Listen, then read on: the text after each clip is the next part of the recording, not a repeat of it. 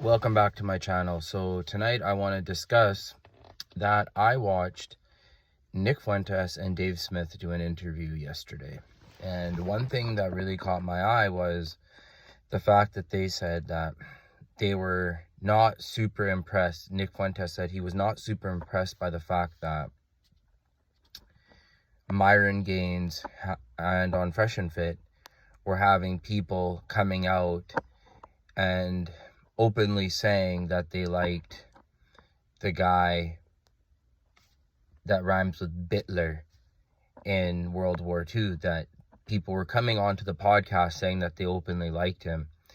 And they said that this was not a good thing and that this was a little too extreme and that it draws attention and these things can't just happen like that. You're not supposed to be that outright offensive.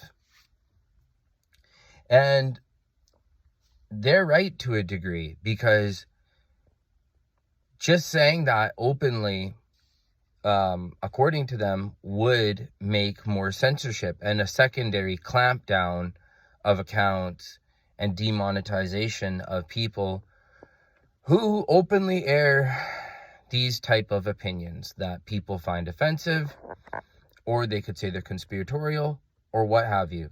People just don't like it, okay? And especially corporations that have content on them, they don't like it when people openly say these things.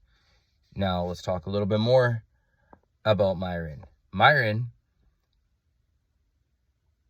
has been going a little crazy, and the question becomes is, to who are you trying to impress? Who do you think your fan base is? Who does Myron think his clientele is? Who does he think his listeners are?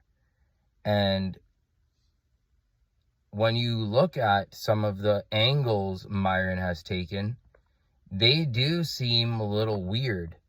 When he has that weird Nick Fuentes mustache looking guy who comes onto Fresh and Fit and starts saying really racist stuff to black people, it is weird.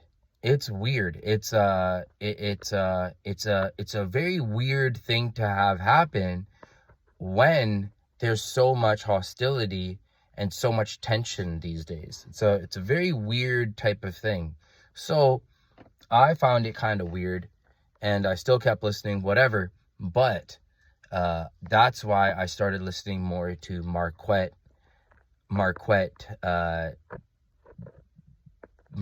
Devon Brown, I think his name is, or whatever, Sinners and Saints. He said in one of his episodes that Myron is not an FBA foundational black African, that because he is an immigrant, a first generation or second generation, that his family didn't experience the slave trade, so he doesn't understand the pain that those people have gone through. So Marquette has a little bit more class and taste when he talks about racial issues. And then Myron also does the anti-Islamic rant, and it would be cool if he wants to communicate his truth. That's fine. But in his rant, he's saying some lies in there. Some of the stuff doesn't even make any sense, that like people are forcing you to take your shahada, this and that, basically forcing you to convert. And it's like technically 101 level of research into that sort of thing. You can't forcefully convert someone like that. That's not really how that's supposed to, you're supposed to do it free of duress and stress. You're not supposed to be like coerced into joining a religion or finding God, for that matter. So I was just kind of like, all right, this is different. And then he And then he says that people are guests in the land. And that one thing I do agree with him, that to a certain degree, that this isn't, North America isn't a Muslim republic or anything like that. So it is better to know you're a guest, and which is fine, and makes which is a valid argument. Okay? But I think that he's starting to look stupider.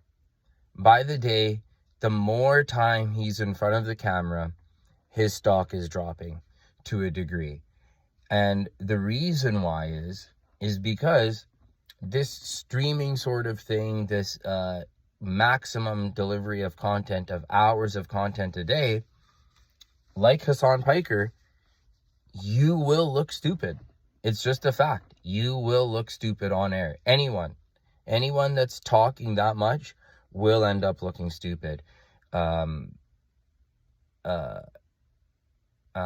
can't remember if it was Birdman or something. I remember watching an interview back in the day, or maybe in Lil Wayne, saying that some people, like, everything they drop, they think it's hot. Like, yeah, that's hot. Everything you touch is hot. Everything you do, everything you say, that's so hot. That's so hot.